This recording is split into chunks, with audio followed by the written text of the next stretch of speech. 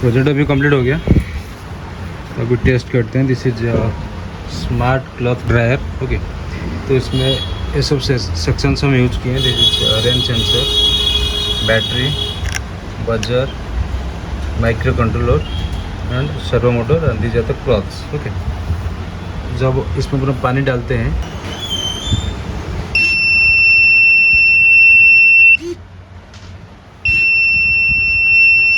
ये हमें थोड़ा कॉटन लिए और इसको थोड़ा वेट करके ओके से टच करते हैं, तो एक क्लॉथ अपने अंदर चला गया, तो उसको निकाल देते हैं, तो फिर अपने बाहर चलाएगा। ओके,